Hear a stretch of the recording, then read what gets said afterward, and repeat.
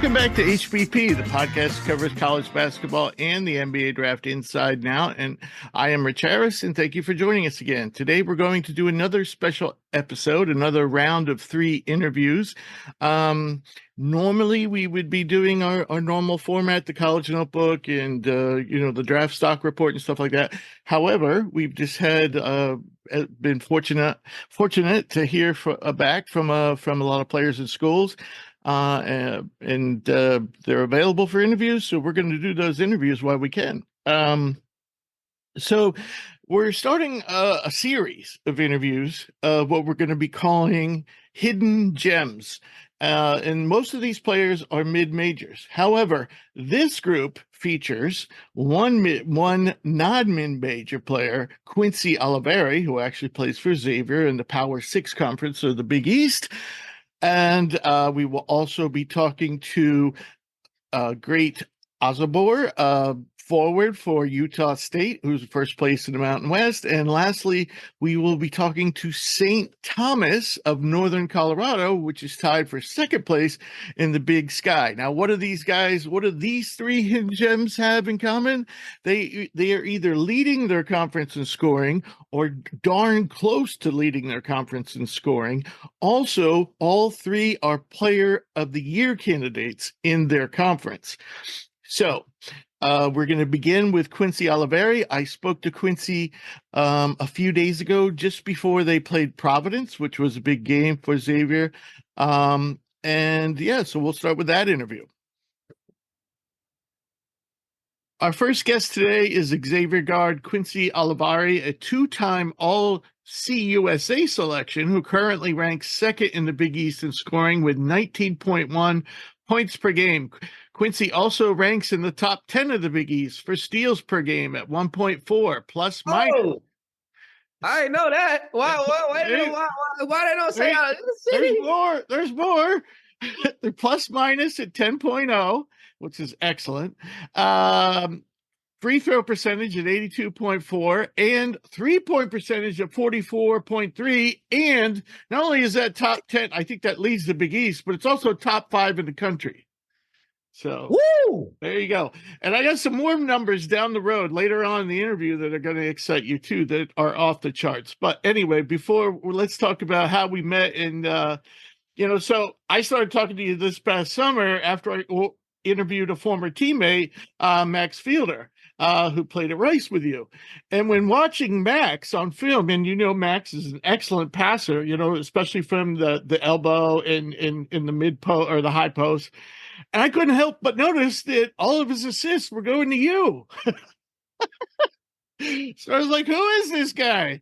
Not counting. So then I looked, and I had been missing out because not counting your injury-shortened season, your junior season at Rice, you've averaged more than 16 points per game for 3 straight seasons. So you were obviously, a prolific scorer already. So what made you choose Xavier? It was Coach Miller for sure. Coach Miller, his recruitment pitch didn't sound like a script. It didn't sound like false advertising. It sounded like what he was telling me was exactly what I needed and what I was looking for in a school. And if I came here, that I would be able to achieve a lot of my dreams plus more, and it would put me in the best position to succeed. Nice. I'm a big fan of Coach Miller, and I'm going to be honest. I wasn't always, but he seems to have changed since he's come to Xavier. And I actually heard somebody quote him in saying, that he'd learned a lot when he took his time off. And I really think his offensive approach is very creative. I'll give you an example. Last year, you guys were Xavier was 7th in the nation in assist percentage in the nation. This year, you're 14th, still top 20. The only team in the Big East who's better than you is UConn, and it's only slightly. Like their assist percentage is like 62, yours is like 61. Seth Greenberg just got done saying this weekend, Connecticut's the best passing team in the country. So I'm thinking if Connecticut's the best passing team in the country, Xavier can't be that far behind. So, what do you think about Coach's XO approach and just his approach toward his players in general? I definitely love the XO approach. That was obviously one of the reasons why I chose Xavier with their offense and just how fast we play, how we move the defense with all of our schemes and offense starters. It's amazing to see because like when I talk to my friends who I play against, a lot of things they say is we play very fast and we move the ball a lot. And it as a defender, that's not something you want to see. Ironically, we were practicing yesterday and Dez was on the other team guarding me, and I had to do all the running and the running through screens, and he for a second he bent over and he was like, "Q, you got to stop running, please. You just got to stop still." And you got to think like that's my teammate. What is the other team saying? Right, right. And that's like something I really appreciate and take pride in because that's important in getting easy buckets on offense is how well can you move the defense, space them out, and attack the gaps and the mismatches. Right, right. So for the second season in a row, we have seen a CUSA guard come to Xavier and not miss a beat. In fact, you could make an argument that both you and Sully Boom actually got better. Even though you did the jump up in competition, if you look at your numbers in between your year in your last year in CUSA and your year at Xavier, your numbers are actually better, which is impressive. You don't usually see that with transfers. So what do you think? I think I already know your answer, but what factors do you think played into that for you? Coach Miller and their player development, me being in the best shape of my life, and me trusting offense. Obviously, God put me in a position to succeed, and I would be nothing without him, but I still have to put in the work on the court. And the coaching staff putting me in a position to succeed, and my teammates around me trusting me when they pass me the ball. Right, right. So I thought Coach Miller was going to be part of your answer for sure. I mean, for sure, that was the first thing. That was the first thing. No. I just expected you to say that. That's all.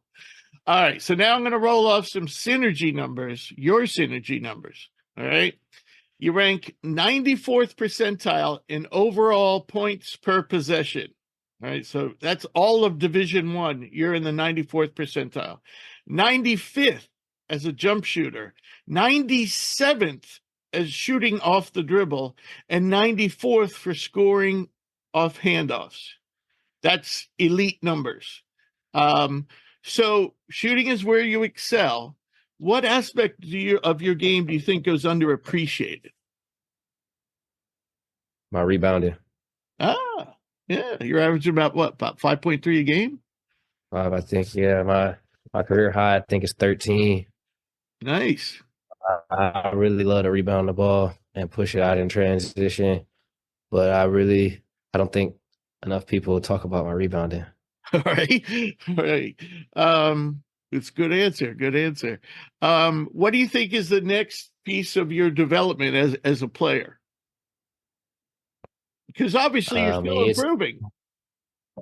On offense, either playmaking and be more efficient with my playmaking, and then on defense, on defense is just being continue to be a better on-ball defender. Right, right. So while you have flourished as a player, the Musketeers have had somewhat of a rough year. 3 stars went on to the pros. We mentioned Sully Boom, Kobe Jones, Jack Nungy. And then the guys that were supposed to replace Nungy, Zach Fremantle and Jerome Hunter, have missed the entire season during the year. And of course, you gave a shout out to Jerome, I believe, last week. He's had some really bad luck. So as a result, Coach Miller has had to make some adjustments. And, when you compare you guys to last year, you're running more in transition, but you're doing less post-oriented stuff, like or I should say maybe not post-oriented stuff, scoring in the paint oriented stuff like cuts, rolls to the basket, post ups, even pick and pops are down this year. So you guys have had a week off, bye week, so to speak. Have you talked about adjusting the offense, or are you just kind of going to stay the course and just try to do what you're doing better? We always, every day we come to practice, we work on trying to be better in every aspect, whether that's guard play, big man play. And so we trust our bigs, and we're going to continue to trust our bigs when we put them in situations to score. And we hope tomorrow, tomorrow for the game that you all see that. But I mean, whether that's scoring through a guard or scoring through a big, we trust our offense. However Coach Miller calls a certain play. Okay, all right. So the team, you guys have wins over St. Mary's, Cincinnati, Butler, Nova, St. John's, Providence, Seton Hall, and you also lost close games at Purdue, Houston, UConn, Creighton. Meanwhile, most of the bracketologists are saying the Big East is going to get 4 to 6 teams in. And when they talk about it, they say UConn, Marquette, Creighton's definitely in. And then they mention the rest of the group. The one team they never mention is you guys. And that's incredible because you've beaten all those teams. You've beaten, Butler, you've beaten Providence, you've beaten Seton Hall, you've beaten Nova, beaten St. John's. So, what are your thoughts about when you hear stuff like that? Let's go out and win the next game. Right. And I see a lot of things on Twitter about the projections, but that's what they are. They're just projections. Right. We still have 6 more games left, and we still have a conference tournament to play. A lot of things can happen during that time.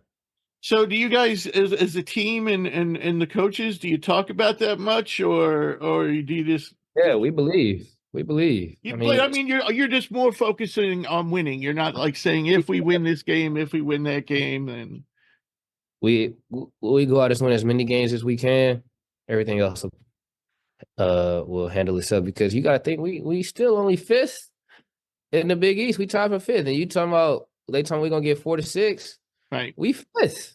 You feel me? Like it ain't nothing to hold our heads on. We can go out and win tomorrow against Providence, and then we'll have Marquette next. If we can win both of those games, those will jump rocket our projections again. Every game is very fluid. It fluctuates. So as long as we can control. That's all we can do. I can't call Seth Greenberg and Joe Lunardi and tell them to, you know what I'm saying? But if we win, they're gonna have to look at our rankings in the Big East. So right. And if you look at the computer rankings, you're above a lot of those teams. So it's like and well deserved. I mean, I don't know. It seems like certain teams, and I know I'm going to digress, but it just seems like certain teams, they say this, and then when they talk about another team, they say this. They don't seem to be consistent in why they're saying why this team is out, why this team is in. But anyway, I think the whole system needs to be revised a little bit. All right, so let's talk about you as a person. By all accounts, you're loquacious, gregarious, you play the game with joy, and I love that. I don't think you have to be a grump. I don't think you have to go around trying to intimidate people and stare at people in order to be a tenacious competitor. I think you can have joy and play the game and still be tenacious. So what do you think about that? I agree. God gave me all these teeth and a beautiful smile to show it to the world. You do have great teeth, my friend. So, what's the funniest thing? Being talkative, being interactive. You must have had something funny happen in your first season in the Big East, either with the media or the fans, or even an opponent. What's the funniest thing you could think of that has happened due to your outgoing personality? The funniest thing. Or interesting. It wouldn't have necessarily be funny. It could be interesting. Maybe being able to, when I do interviews, I interview the people back. I don't know. I can't think off the top of my head what it might be, but they're probably interviewing somebody back. Just networking with people. Right. I actually thought, now I may have this wrong, but I thought one of the when I was watching one of your games, the announcer said you came up to him during a timeout and talk to him. Yeah, I just be saying what's up. So you're a sports management major. So when your basketball career is over, and hopefully that's not for a long time, but when it is over, what do you picture yourself doing? Being on TV, talking about basketball. Ah, there you go. There you go. That's what I grew up around. My dad was a sports broadcaster. And he did that. He did media for the Hawks.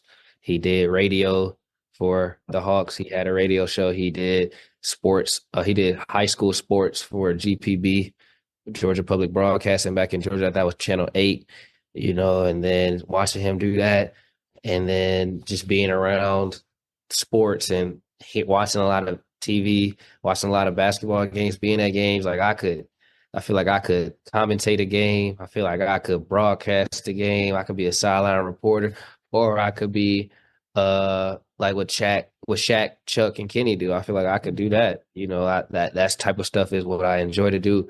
Being in front of a camera comes natural to me, and I feel like I could succeed at that. All right. Is your father still working in that? No. No. Okay. Nah. All right. So lastly, beside school and basketball, what are your some interests that things you like to, spend time doing, hobbies, things like that? I love to build Legos. I love Lego Star Wars. Yes, I love to build Legos. I love to bowl. I like to do mini golf. I like art. I love fashion. And I like to play the video game. All right. Interesting. Mini golf. What about regular golf? Because I like the regular golf, but mini golf is a lot quicker. yeah, It's a lot more intimate. Golfing is, I know how to golf. I'm not saying I'm the best, but I definitely know how to golf. right. But golf is kind of like a whole day investment. Yeah, mini golf, you could 30 minutes. It's nice little creative, fun courses, whether that's a date, you with somebody on a date, or you just with some friends, or I'm with my mom. It's something you can just do. And you don't have to worry about being outside all day doing, or straining your back, or going to get the ball because it hit in the water, trying to get it out the sand. Yeah. Oh, I know. It used to be my love. But my back, it screwed up my back. So, all right. All right, Quincy. So I wish you guys the best of luck, and yourself too. I think that you're right. I think actually you guys could probably right the ship before you even get to the Big East tournament. I don't think it has to come down to you need to win the Big East tournament. Especially because you have 2 games with Marquette left. I think you guys are going to be okay. I agree. All right. So starts with tomorrow. Right. I want to thank you for joining me today. And as I said, I wish you guys the best. And, when the season's over and you get into that draft process, maybe you come back and visit us and let us know how that's going. Oh yeah, that wouldn't be a problem. That's gonna be another journey in itself. Yep, it will. And it's nice having a different Big East guy on the show. Baylor Shireman we've had him on 3 times. We're tired of him. He's very good at basketball. I have a lot of respect for him. Yeah. Baylor's a fun guy. But yeah, it really was nice having somebody different from the Big East. All right, Quincy. Once again, thank you so much. Yes, sir. Thank you for the opportunity. Our next special guest is Utah State junior forward great Osobor, a Player of the Year candidate in the Mountain West. For the season, Great leads the conference in rebounds per game at 9.1, and he ranks in the top 10 of the Mountain West for points per game at 17.8, blocks per game at 1.4, field goal percentage at 58.4, defensive rating at 95.8, player efficiency rating at 25.6, win shares at 4.6, and plus minus at 8.2. Very nice numbers. Great. Welcome to the show. How you doing today? I'm doing awesome. Thanks for having me, man. I'm excited to be here. Yeah, we're excited to have you. So you've had quite the journey so far, and I didn't really get a chance to talk to Ashley about it. So I want to ask you, you are a UK citizen, correct? I do have UK citizenship. Right. And as a little boy, though, you lived in Spain. Yeah, I was born in Spain, grew up in Spain until I was 12, so I do have a Spanish passport. Ah, very nice. Yeah, Are you eligible to become a Spanish national? I am. I could play for the Spanish national team. That's one of the goals of mine. I actually want to play for the Spanish national team. Well, that's where I'm headed. But let me ask you a question. So, I assume now. So you speak English, Spanish, I do. and American. I'm still figuring out the American part, but yeah. So, any other languages? I speak a little bit of French. Me and Khalifa Sacco will be speaking a little bit, but not as good as he does, but All I like right. to think I can communicate. Very nice, very nice. So, when you moved to, how long have you been in the U.S. and did your family come with you, or are they still in Britain? So I came to the States my freshman year, so I'm a junior now. So this will be my third year, and they're still in England. They're in Huddersfield. Okay, okay. And in what portion in relationship to London? Northwest, east, south? North. So North, north. Huddersfield's really north. We're in the northwest part of England. We're really Ah, close to Leeds, Manchester, Bradford. So when I meet a lot of people and they ask where you're from, and I tell them Huddersfield, and they look at me crazy, I'm like, oh, it's like 30 minutes from Manchester. okay, all right. And so you're not too far from Scotland then? I'm not. It's like 3-4 hours, to be honest. I can drive up to Scotland if I wanted. Nice, nice, very nice. All right, so now we're going to get to the national team. You are, if my memory serves me, you were the third UK national to be on the show. The others were Drexel's Amari Williams and Quinn Ellis. Now, I texted with Quinn today, and he says he knows you. He said he played against you when you were little boys, or not little boys, but boys. He's now playing professionally in Italy, and he's actually recovering from an injury. So he's in Britain right now, and he's going to see a national game because he's on the national team. Also, Amari told me when he was on the show he wants to play for the national team. And he played on the under-18 team with your teammate Josh Uduje. Yes, and Josh. Yeah, and that team had Tosan Awoma and Cam Hildreth. So now, how about you? Because you have options. You could play in Spain. You could play in Britain. What are you thinking? I mean, obviously, I know all them guys. Amari was actually my teammate at my school, so that's my boy. And then Quinn's a big time player. When he played for Sheffield Sharks, I remember when we were younger, like it was always good competition. Like he's an elite point guard. But like I remember even since I was a little kid, playing for Spain was always like an insane goal of mine. So I was like, I always seen it as one of the top of the pinnacle things. And I was like, I don't know how far the goal is, but I feel like I've put myself in a situation where it's low-key achievable now. Like I can really do it. So I just want to really get to that. And when I moved to England, I tried going through all the British pathway stuff, but they were being difficult. And when I was younger. I don't know why, but I don't know. So I always thought, okay, I'm just gonna play for Spain. I never really Okay. thought about it too much. Okay, they're lost. They're lost for sure. I'm going to pass you over to Jake to ask Great. you. What's up, Jake? What's up, man? Thank you for taking the time. I know it's been real busy for you. I'm going to get to your performance on Tuesday in a second. So I work at the University of Pennsylvania. We're right next to Drexel. Amari he's one of the best shot blockers I've ever seen. I mean, that guy, he's unbelievable. He's unbelievable. He can definitely make it like you going from a smaller school. If he wanted to move up to a conference like the Mountain West, to move up a conference, like I think he can absolutely have a U-type impact at another school. So I want to get to your team. And speaking of Montana State, your coach last year, Danny Sprinkle, comes over. Certainly a guy that's in the Coach of the Year race. You were the sixth man of the year last year in the Big Sky. You follow him. You're now a starter, one of the leading guys in the Mountain West Player of the Year conference race. But when you first got there, 13 new players. Nobody scored a point or played a minute on last year's Utah State team. It's all these new guys. So how long did this take to gel? And did you think you guys would be 22-5 and sitting in sole possession first place in the Mountain West at this point?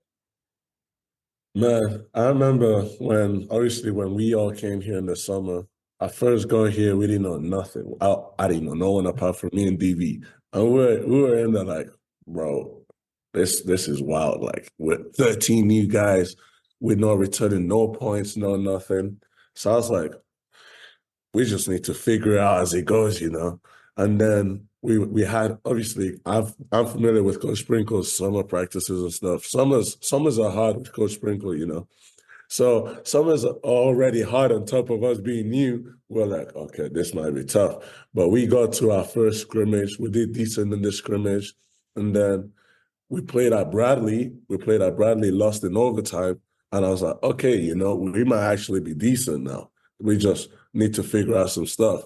And then where everything clicked, it was in the Cayman Islands, right? We went to the Cayman Islands. We won the Cayman Islands Classic. It was an amazing experience. And everyone just gelled in that trip. Beautiful place, by the way. Everyone gelled in that place. And I was like, hold on. We might actually be good, you know? And then we've just built on that. We had a little run of like 14 games or 13 games or whatever. And then from then, we've just been taking that game at a time. There's ups and downs, obviously, but you just have to take the good with the bad. Yeah, absolutely. And you look at your last couple games, you guys lose at Colorado State, but then you come back at home and you win a really, really good game against San Diego State. And I'll wait a little bit to ask you about that. But I want to ask you about your coach in general. Like, obviously, he's in the Coach of the Year race, like I mentioned, but watching that game against San Diego State, it seemed like he has so many different ways to get you open. Whether it's you set a pin down screen that becomes a high-low game. Like, just so many different ways to get you open, just besides sticking you on the block and throwing the ball into you. People got a key on you with you being so prolific this year. So how good is Danny Sprinkle of a coach? Actually is his name in there I think he's definitely a candidate to even move up to a potential Power 5 conference next year. Like, just how good of a coach is this guy, both as a leader getting to make your team gel, but also X and O wise. How good is this guy? I mean, I think he's the national coach of the year, in my opinion. Like, you don't get 13 new guys and then go to the Mountain West, which I also believe is the best conference out west right now, and put a team in first possession of first place just like that. Like, obviously, as you mentioned, teams are keen in on me, and him and the staff are finding ways to still put me in position to be successful, you know, whether it's putting me on the block through high lows or getting me off an off-ball screen so I can get the ball, or me being the pick and roll handler. And then from then, you have to pick. Are you going to switch? If you switch, you leave a little guy on me. But then if you don't switch and you double me, I think I'm a pretty good passer where I'm going to get the ball out and then we can go from there. So just finding ways to keep me involved in the offense, like, his basketball mind is elite. So going off of that, in the post game of the San Diego State game, you had said that in the first half, part of the W, you mentioned your passing ability. You had 7 assists in that game, which is good. But then in the second half, they had a lot of single coverage on you, whether it was Miles Heide, who came in off the bench, or obviously on the D's, one of the best players in your conference. Can you flip a switch when it comes to that? Can you how quickly can you go from, okay, I need to be a facilitator, look for my teammates, to I have to get my own, like, I have to kind of put the team on my back here and be the catalyst? Immediately. Obviously I feel like I'm a junior now, you know, so you have more awareness of what the game's doing. And I'm always thought, okay, I get the ball, I'm gonna see what the defense is doing. They're doubling me, someone's open. And I think I'm skilled enough. I can get the ball where it needs to be. It's just a matter of me trusting my teammates. Everyone's going to do their job, you know. But then I felt like if they left me one-on-one, the team wants me to be aggressive. I owe it to the rest of the team. Like, one-on-one single coverage, I have to go take it, you know. Okay. Thank you for that. I'm going to take you back to Rich before I come back. Thank you. One of the big downsides, when you see teams starting from scratch, though I don't think anyone's in Utah State's particular situation, but you do see it with a lot of teams like, that are starting from scratch.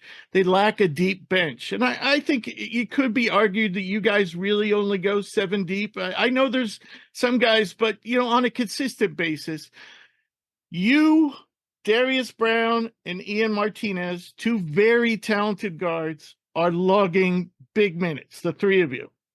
So, with the exception of the big 3, who is the secret weapon who could emerge in March? That's tough. Because I know you did say we probably only play 7, but Khalifa Sacco is Yes. a freak of nature. He played big minutes in that San Diego State game. Khalifa Sacco is a freak of nature.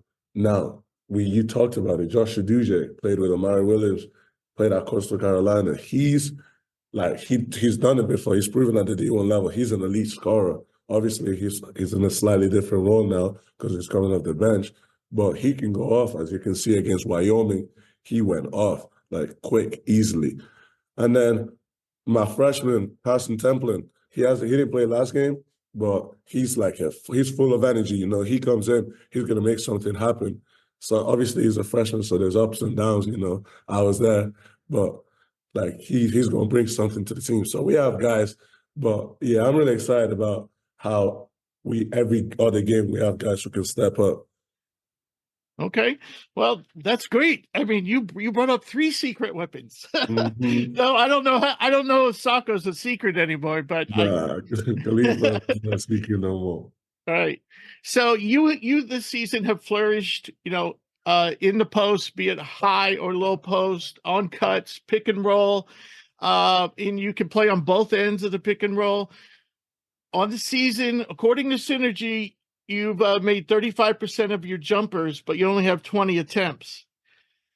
I was thinking, especially with Sacco, playing, that you and Isaac Johnson have the ability to play at the 4 and maybe stretch the floor. Has that been talked about as an offensive approach moving forward? And would you say shooting with more regularity is the next phase of your development as a player? Yeah, absolutely. So obviously, if you watch us play, me and Isaac Johnson, I guard the 4-man, but he's the one on offense. He's really out there in the perimeter because he's like a stretch 4. Right. But then when me and Khalifa are in, I'm on the perimeter a lot more. Right. And obviously, it'll help our team if eventually, I'm a more volume shooter from there. And that's the next progression as a basketball player. I got to keep improving on what I can, what's in my control. So, yeah, for sure. Get that jump shot right. I like where I'll be. All right. All right. I'm going to pass you over to Jake for a few more if we had the time. Let us know if we're running out of time. We'll cut it off whenever we have to. No, we're good. We're good. Okay. All right. So now, Brad, I want to ask you about the San Diego State because if there was anybody that had any doubts about it, to have a team that made the national championship come in to your building, a really, really tough environment. You can hear how loud it is even through the TV. But you go up against Jade Onley, who is right up in there in that Mountain West Player of the Year conversation right there with you. Averaged 20.5 points per game. Was good for 28th in the nation. And although he did 23 points, it almost didn't seem like that because you played so well. You guys sent so much attention to him on defense, but you was 17 points, 7 boards, 7 assists, 2 steals, and 2 blocks. You make me run out of breath having a list on how well you played in that game. And you played 39 minutes. Thank you. What was your game plan going into that game, going against a team as good as San Diego State? And, were you going to have to carry the offense to that game? Did you think they were going to send to you the whole game? How did you guys kind of prepare on both ends for a game like that against a team that's that? So obviously, you're West San Diego State, they were the national runner-ups last year with a lot of the same players from that team. I think they lost 2 or 3 guys maybe, but you can see it. They're a staple in the Mountain West. They're one of the best teams in the conferences. So we had to be on our P's and Q's. We had to be ready. And I went to bed the night before. I was excited because big time matchup. I'm a competitor. I was ready to go the whole day. I couldn't wait for tip-off to happen. So it was like I was ready. So I knew obviously most teams this year they've doubled me. They got to the point where they doubled me. So I just knew I had to figure out where the double's coming from, and if I can. My plan was, okay, I'm gonna get them as close as I can, make the right pass out, give our shooters time to make shots. And DB was on fire, man. DB, big time shot making ability. He put that to display against San Diego State, and that he did his job. But yeah, playing against someone like Jaden Ledee, he's tough, man. He made tough shots all night, and you got to tip your hat. Like, I shook his hand after the game. I said, "Hey, good job today, man." Like, you gotta live with something. And when a player is making shots like that, that's the shots he makes, you know. I thought we did a good job of keying in and all the other stuff like rebounding, trying to limit the other guys, where we put ourselves in a situation to be successful. Were you sore after that game? Because you and Jayon Ledee are two of like the most built guys. Like Rich said last year, he goes, Jayon Ledee's built like Rick Mahorn. And then you have you that are just as strong. Like, you had to be sore. You had to wake up sore the next day, right? Now, you know what? It was actually fun. I think those are the most fun games where the refs let us play a little bit. It was physical. I wasn't complaining. Like, I like games like that where I don't like have to like hold back or whatever. Like, we just bumped. It was a good bump. Yeah, that was as big as you definitely played like you were excited. I texted one of my friends who's a big Mountain West fan after, and I was like, that was one of the most big time performances in a big time spot all year. Put up that against a team like that, a player like that, where you knew that was when the game pretty much was going to be won with the two. Mm-hmm. Really impressive. I want to ask you this question now before I kick it back to it. I asked Jared, we had Jared Lucas on from Nevada in the summer. I asked him this question. You guys play in a really interesting conference in the Mountain West. There's so many different elevations. You play at sea level at San Diego State, at Fresno State, at San Jose State, but then you have to go to Wyoming, that you guys were just at recently, over 7,000 feet, Air Force over 7,000. You go to New Mexico at the pit, over a mile high, Colorado State above 5,000 feet, and then you guys even play just short of 5,000 feet above sea level. There's so many different elevations in this conference. And I thought the interesting thing was, I wanted to ask you, because you play a lot of minutes and you touch the ball, like you exert a lot of energy. Do you think that the altitudes that you have to play in this conference, do they affect you? And then number two, is there anything that, you know, your strength and conditioning staff does, maybe nutrition wise, conditioning wise, any specific prep you do when you have to go to these teams? Do you think it affects you? The elevation absolutely affects you. I was done. I was done in Wyoming. I'd been told about it, but I don't think like you got to go play there to really understand that elevation is no joke. And there's a lot of big time elevations in the conference, so you got to be ready. Like, got to drink right, eat right, like get your hydration in and get your Gatorade. Like, you got to be ready, because you go to a high elevation place and you're not ready, it's not going to be good for you, you know. But I feel like that's the beauty of playing in the Mountain West. Like, you go to already tough environments, and then there's added extra stuff that makes it harder, you know.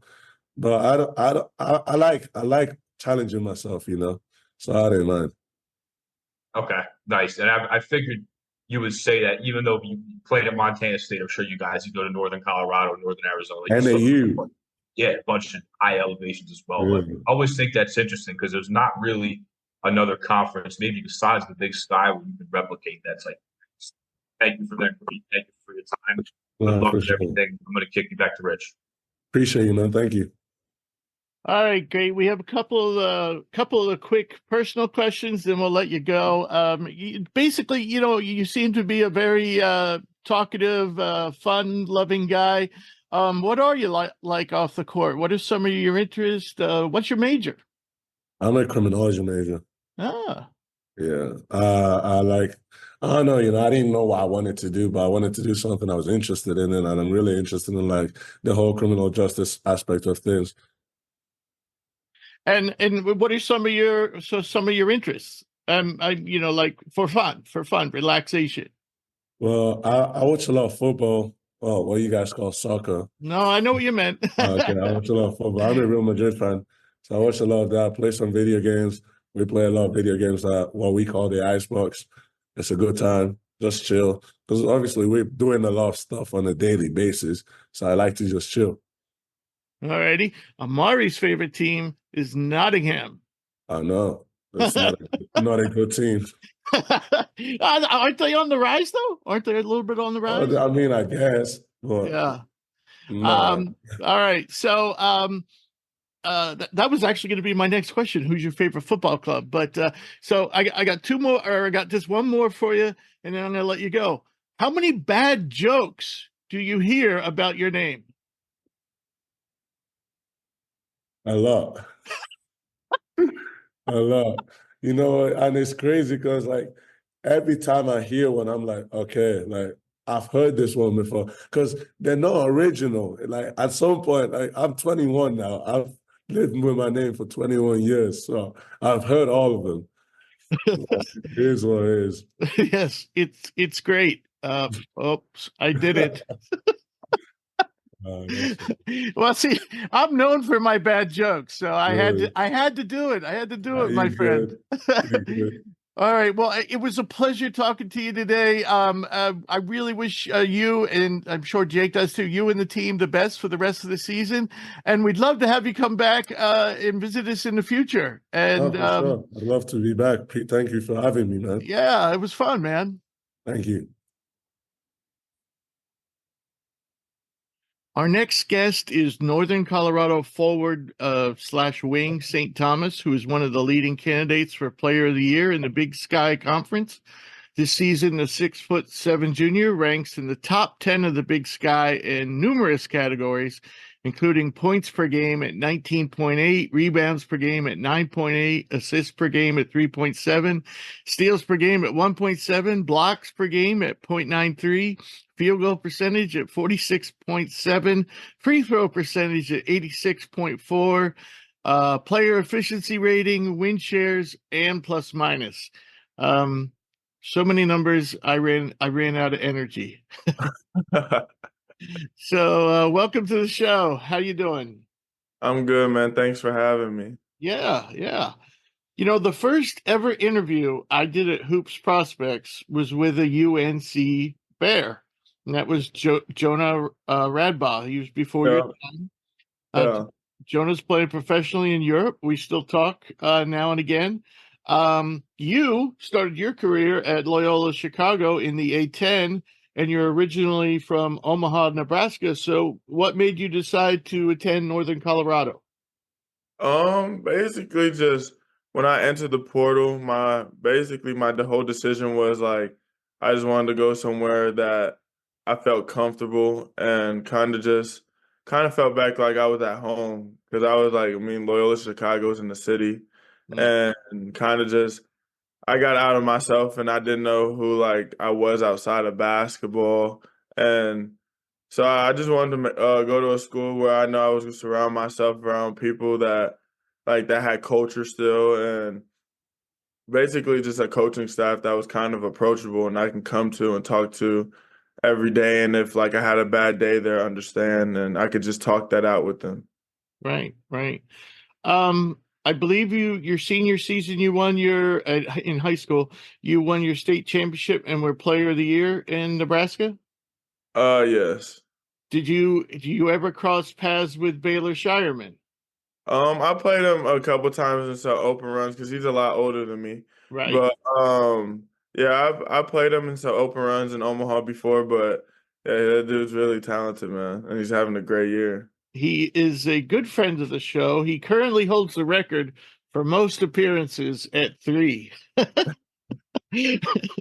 So I've gotten to know Baylor really well. So you talked about the coaching staff. In recent seasons, Northern Colorado has quietly but consistently produced stat sheet stuffers. Jonah, Bodie Hume, Dalen Kuntz, Dalton Connect, now yourself. I think that says a lot about the program, but even more about Coach Steve Smiley. How would you describe Coach? I describe Coach. He's probably the most like genuine dude I've ever met. Like he just cares about I mean, if we're putting the ball in the hoop, I mean, he's happy, but he also just cares about us being human beings, and he's always there for us. Like I can call him about anything and tell him how my day was, or he'll just ask you how your day is going. And I mean, he's the same person every day, and that's all I could ask in the coach. Very good. Very good. You know, UNC seemingly consistently, especially under Coach Smiley, seemingly has one of the top, offenses in the Big Sky. This year, you're currently ranked fourth, but it's not common to see the Bears ranked first. Yeah. So what do you think is special about Coach's offensive system? And I would say the crazy thing is I think our offense was maybe second before this week, but Oh, um, right. Oh, I see what yeah, you're saying. yeah, but I would say I think we just have players around us that are we're not selfish and like we just tend to feed off of each other, and I mean that's basically what our offense is. He lets us play and kind of just like it's not going to be structured, but it's the way you guys want it. I mean, it's not just. I mean, there's games that we get stale and we play one-on-one basketball, and you see that we don't win those games, or those games are close games. But when we just believe in our offense and believe in what he preaches and move the ball, and I mean, we'll have 20. Like I know Thursday we had 20 assists off of 29 points, so like that just helps out a lot, and I feel like we have the right group to do it. Yeah, yeah. I think Connecticut, I don't know if they lead the country in assist percentage, but it seems like the best teams in the country just share the ball. Exactly. And I've noticed in your games sometimes, like you'll have a fast break and nobody's near you guys. You'll be two of you against nobody, and the other guy who's in the lead will actually pass it back to the guy who's trailing, just Yeah. just to share. That's nice to see. So not many players are producing at your level, overall. And as someone who's, contributing across the board like that, and for those who haven't seen you play, how would you describe your game? Um. The way I would describe my game, I guess I would just like, I mean, I always call myself the baby mellow, like just playing off jabs and kind of just, I mean, but I would say like, I'm the jack of all trades. Like I can do everything, like on the court, like go rebound. I think I can defend, and I also think I can score at all three levels. And Definitely.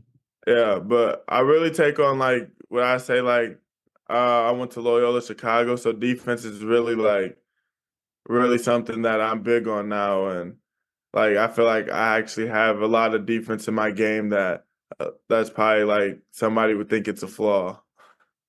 Yeah, yeah, I didn't think about that, but actually you started off at a school that's traditionally considered a defensive school, and then you went to a school that's considered kind of a free-flowing offense. Huh. Yeah, Yeah, that's cool. If you notice when I introduced you, I called you forward/wing because I didn't know what to call you. yeah, I would say you almost have a body like a power forward, but you play more like a guard. How yes. how did that develop? Um, I would say kind of just like how you said, like kind of being at Loyola, and we played kind of like a I don't know what the offense is really called. Like, I mean, just Don't throw they it to the high don't post, they run run off of him. don't they run a Princeton offense? At least they used to. Yeah, yeah, kind of like that Princeton's offense. Like growing up playing basketball, I was always like the bigger kid on the court, regardless. So, I mean, and I wasn't very like super athletic. So, I mean, I used to do other things to try to manipulate the game by going to get rebounds, trying to just get my teammates involved, or and I've always been able to like have my like back face the basket and post up, or when I get in the post, face up in the post. Like that's kind of just like my game, and I've always had that as a kid growing up, just because like I just like to manipulate the game a different way, like how you see like the Euro guys coming in the NBA and doing now. Yeah, yeah, yeah. I personally, my favorite piece as a fan is to watch passing. So players like you are just like are just a joy for me to watch. Baylor too. Baylor's Yes, also an all-around producer. exactly. They're just my favorite players. I like guys who love to share the ball, and but also can do other things. Yeah. So I'm going to talk a little more about your game. Offensively, as you said, all three levels. You're dominating around the rim and from mid-range. You've also been very productive, especially in ISO and running the pick and roll as both a scorer and a passer. So in all those things I mentioned, you're at least at the 70th percentile in synergy, okay, among D1 players.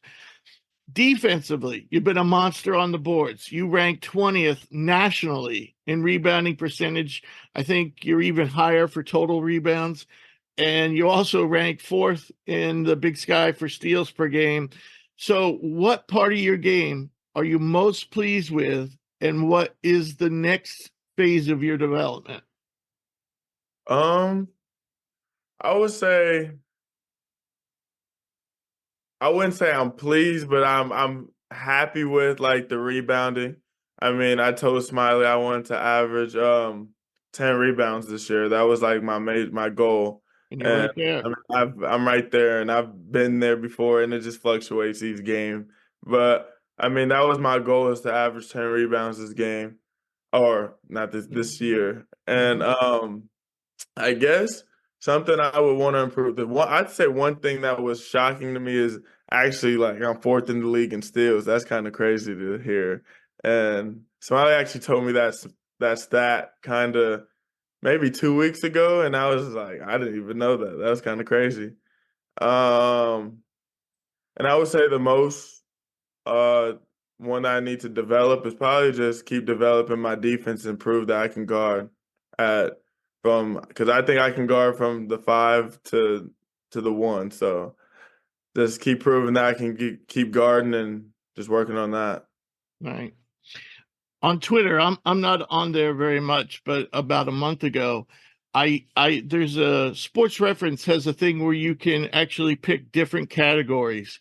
So you can, for example, like you could pick all players who are making at least 3 3-pointers per game, and also rebounding 8 rebounds per game. But I think the categories I put in there were the overall metrics that people use: player efficiency rating, plus minus, win shares, and 3-pointers made.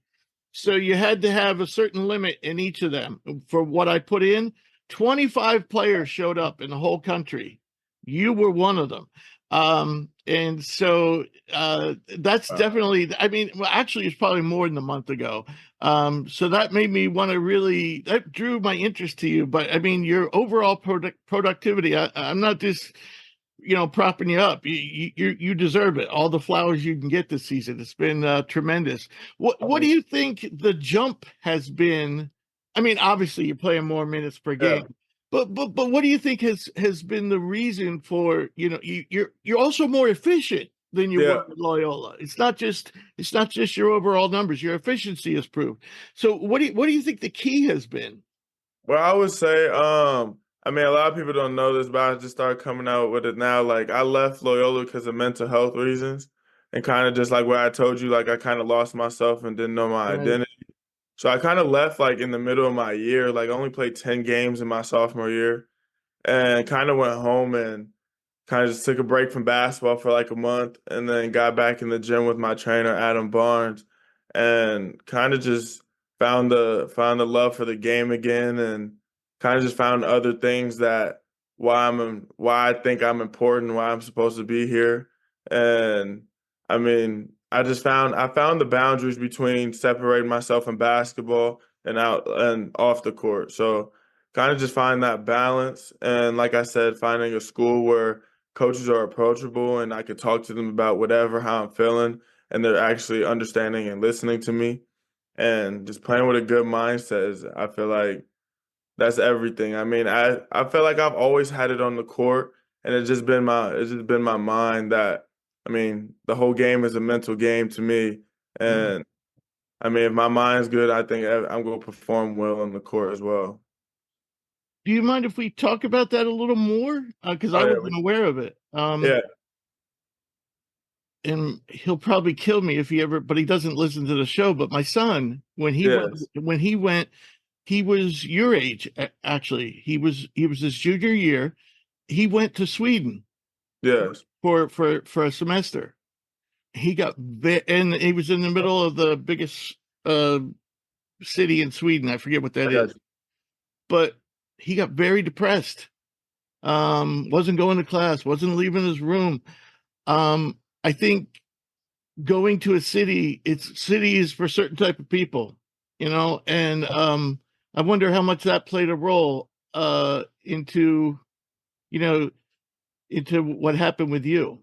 Yeah, I would say it played a big role. I mean, man, I'm from Omaha, Nebraska. It's not too big, but then I just went to, I mean, we're right in the city of Chicago. So, I mean, the days I would say, I always used to say the days used to go by fast. Like, I didn't even, like, just in a blink of an eye. And just like you said, like how your son had it. Like, I mean, I didn't want to wake up for class. I didn't want to go to basketball. Like, I would stop working out. And I'm like, well, I don't know what else. Like I'm used to being the gym rat, and just like I don't understand why basketball is not bringing me happiness. And like I used to let it control my life too much. Like I even not even a bad game. I used to have a bad practice and kind of just like go home and just be like all in my feelings just because I had a bad practice because I felt like I failed everybody. And just like I said, like how basketball kind of controlled my whole lifestyle and kind of just getting out of it like basketball is basketball, but if my mind's not right, I'm not even gonna be able to play basketball and like, do the thing I love. So I have to get my mind right before I can get my basketball or my skills right. So that's how I look at it, and that's Right. kind of my story. And you seem you seem very happy now, right? Yes. Oh yeah. And it's funny, I expected you to be a little different because when I watch you on court, you're pretty talkative, you're pretty Oh yeah. enthusiastic, but here you're very laid back, you know. So how would you describe your personality? Um, man, I don't even know. Like I just say on the court. On the court, just I'm two different people on and off the court. I say on the court, I'm just like very fiery and just I'm ready to go and whatever. Like kind of black out at times if I'm hooping. Like I black out at times and just play with a chip on my shoulder. And kind of where that chip comes from because I've always said like I felt like I failed once and I left in the middle of my season. Everybody knows that like knows me a lot for basketball and hooping and kind of just like to see like I actually left basketball because of mental health and not because of like I just couldn't do it. Like kind of just like it hurt me a lot because I felt like I said I felt like I failed. So like I just always tell myself I'm not gonna fail again, and that's why I play like so hard and just with a chip on my shoulder as well. And like me like playing like that actually helps my teammates out. Like they play harder, we Right, play better as a team, and when we're all doing it, it's very hard to stop. right. All right, so now let's talk about the team a little. The Bears are currently tied for second in the Big Sky with Montana. You Yeah. trail Eastern Washington by 2 games, one ahead of Weber State. The team is not a one-man show either. You have Yeah. 3 other teammates that are averaging in double figures. So can you talk a little bit about what some of your teammates bring to the table? I've always said it since the beginning. This team is we have mad depth on our team, and also just like I don't even know if you know, Dejour Reeves is a six man. He comes off the bench, and he's had 5 consecutive 20-point games, I think. Wow. And also, he used to be in our starting lineup, and he was top 5 in the Big Sky in points at one point. But then he got a concussion, and then he was out for 2 games, and kind of just rotations changed.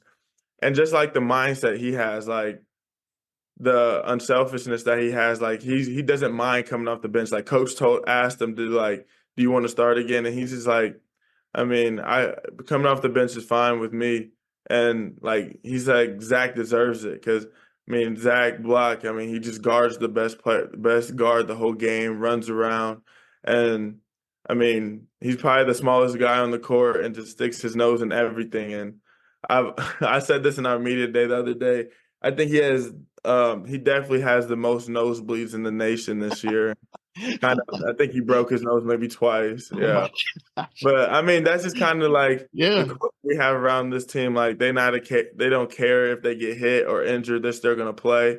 They don't care who scores the ball. And I mean, that's the just unselfishness you see with our team. Like I could pass it and I'm still holding up the goggles like I scored. Like it's just fun playing with these guys, and our coach allows us to play like that and have freedom like that. So I mean. Yeah. I think we have 11 guys. I think we could play all 15 guys if we could, but all 15 can't play. So, I mean, I go down the line to even the walk-ons. They help us out each day in practice, and I mean, they guard us every time. And I know that's the hardest thing to do. I mean, you have to practice and go to a game and know that you're not going to play and just sit there and kind of cheer for your team. And I got mad respect for those guys, and because they come at us every day and they give their best, and they're the same every day. Right. Unfortunately, the Big Sky is a one bid. Everyone's saying a one bid conference this year. Yeah. And interestingly, a team not seeded first or second hasn't won the Big Sky tournament since 2010, almost 15 years. That happened when Montana won it as a 4 seed in 2010. So even though you seem to be in great shape, to get a first round bye, history would say that these last 3 regular season games actually mean a lot. Yeah. So has the coaching staff discussed the importance of being a high seed in the tournament? Yes, we kind of discussed it and saying the 1 or 2 seed gets the bye, and then you play 1 game, and then you get another bye and play 2 games to finish off with. But kind of just like he always preaches, just keep the main thing the main thing, and when we get to that time, we'll talk about it. But the main goal is just to win each game. If you win, you get a high seed. So we don't really talk about the seeding. We just talk about how we're going to win and just worry about what we can control. Right. So all 3 of those games, which is unusual, all 3 are on the road, including your next one on the 29th against Weber, and then it's on to the tourney. So What do you think the keys will be for the Bears to win the tourney and make the big dance? I would say for us being on the road is I think really going to help us a lot with these 3 last games, because we can get used to the atmosphere about being on the road, and then the tournament's on the road as well at a neutral site. So I think we're just going to be ready for them. Hopefully, we can win out these next games and get a sweep, and hopefully we're in that 1 or 2 category, so we can just have a bye and get off our legs and just be ready to go at any point. Right. So I got one last question for you, and this is a personal question or a fun question. What would you say off the court, what you're like, and what are some of your outside interests outside of basketball and school? I would say, since I actually found out after my mental health things about going home, one thing I found out I like to do, I like to meditate a lot. Now I know I journal a lot, and also just to go for walks and just take a breath from just playing basketball, just whatever I'm doing, not even just basketball, just from friends, family, everybody, and just go outside and walk by myself. I know I stopped doing it a lot because it's getting cold, but when in the summer, they say to start off your day, to have a good day, go outside when you wake up, in the first 20 minutes, go outside and get actual sunlight instead of light from your room or something. It'll just make your day 10 times better if you can just do that. So I know that was a big one for me in the summer. Yeah, I actually really do. My favorite time to walk, I have a dog. My favorite time to walk him is in the morning. I never really thought about why, but yeah, well, that's great. It was a pleasure talking to you, Saint, and I want to thank you for taking the time. I wish you and the team the best. And please come back and visit us in the future, maybe even this spring if you decide to test the waters. Yeah. It'd be great to talk to you when you were going through that process. But either one way or the other, you're always invited back. Thanks for having me, man. I really appreciate it. All righty. So great interviews. Quincy, great shooting guard, great Osobor, who could play anywhere, probably, well, I'd say power forward to center, but probably best as a power forward. And then lastly, we have St. Thomas, who could probably play anywhere from, I'd say, once again, small forward, power forward, maybe big guard. But definitely an interesting selection. So we will not be doing a regular episode next. The next thing we're going to be doing is 3 more interviews with more hidden gems. So I'm hoping you're enjoying this series, which we are also putting all these episodes in full on YouTube in addition to the podcast. So if you want to see the players, see them talking and see them playing, because we're including player highlights with each interview, you can go over to YouTube and check out Hoops Prospects YouTube channel. So, as always, I want to thank all of our listeners, and I want to thank our 3 special guests. If you ever miss an episode, you can get caught up at hoopsprospects.com. Also, if you'd like to send us a question for the mailbag, please email it to admin@hoopsprospects.com. We also take questions via social media on Twitter @hoopsprospects, on Instagram @thehoopsprospects, and on Facebook @hoopspros. As I said, we will be back later this week with 3 more hidden gems that we'll be speaking to. And then, assuming we don't get another rush of interviews, we will go back to our normal format just in time for March and March Madness. See you soon, folks.